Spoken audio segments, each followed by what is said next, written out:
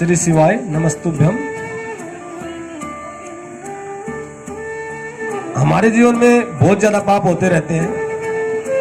इसमें कुछ तो पापों की श्रेणी में गिने जाते हैं और कुछ महापाप होते हैं। उन्हीं महापापों में जैसे गो हत्या, ब्रह्म हत्या, इस तरह के जो पाप हैं उनसे मुक्ति पाने का एकमात्र स्थान है त्र्यंबकेश्वर महादेव,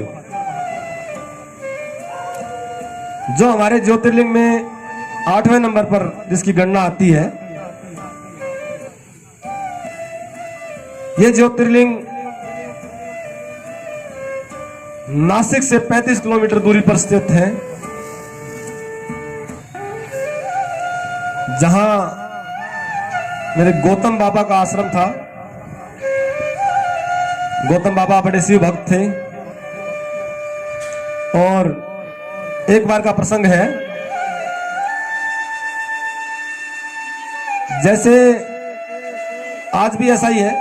मेरी माताएं बहनें अगर एक दूसरे की कहीं बड़ाई हो रही है तो उनको दूसरी माताओं को अच्छा नहीं लगता। ये स्वाभाविक है। तो ऐसे ही गौतम ऋषि की धर्मपत्नी मां अहिल्या और ब्रह्म ऋषियों की पत्नियों में कुछ नोकझोंक हुई और उन्होंने जाकर अपने पतियों से शिकायत की कि आप कुछ ऐसा उपाय करें जिससे गौतम ऋषि यहां से चले जाएं। उन्होंने अपनी पत्नियों की बात मानकर,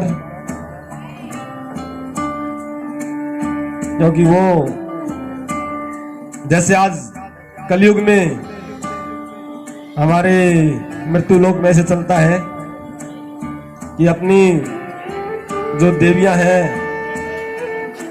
वो प्रथम स्थान पर हैं, तो ऐसे ही उस समय भी ऋषियों की पत्नियों ने कहा, तो ऋषियों ने उनकी बात मानकर देवादिदेव महादेव के पुत्र भगवान गणेश की आराधना की। और कठोर तपस्या के बाद जब गणपति भगवान प्रसन्न हुए तो उन्होंने ऋषियों को वर मांगने को कहा। ऋषियों ने वचन लिया और वरदान में मांगा कि आप ऐसा उपाय करें जिससे गौतम बाबा यहां से प्रस्थान कर जाएं। गणेश भगवान ने एक दुर्बल गाय का रूप धारण किया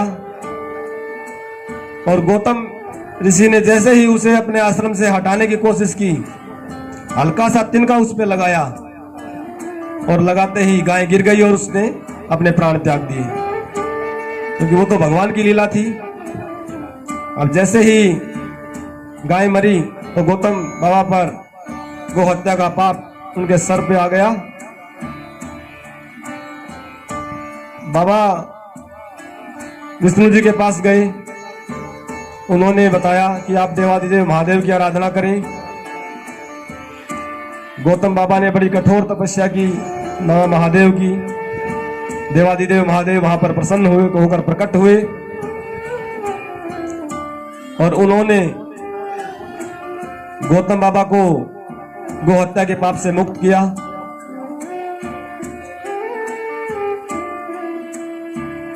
तब बाबा गौतम ने बाबा भोलेनाथ से प्रार्थना की, हे महादेव, आप भक्तों के कल्याण के लिए यहीं पर 3 रूपों में विराजमान हो जाएं।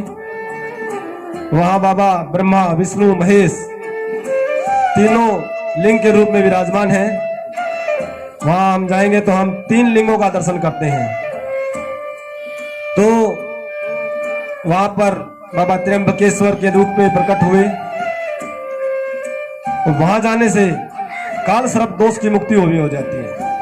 अगर हम वहां विशेष पूजा कराते हैं तो काल सर्प दोष की मुक्ति होती है। पूजा ना भी कराएं तो त्र्यंबकेश्वर का दर्शन करने मात्र से काल सर्प दोष शांत हो जाता है। आप सभी के जीवन में खुशहाली रहे, बाबा त्र्यंबकेश्वर का ध्यान करते रहें और सभी मिलकर बोले त्र्यंबकेश्वर भगवान की जय, त्र्यंबकेश्वर महादेव की जय। हर हर महादेव। आगे भी महाराज जी के श्रीमुख से कथा प्रसंगों एवं विशेष उपाय को जानने के लिए महाराज जी के YouTube चैनल को लाइक, सब्सक्राइब व शेयर करें और बेल आइकन अवश्य दबाएं।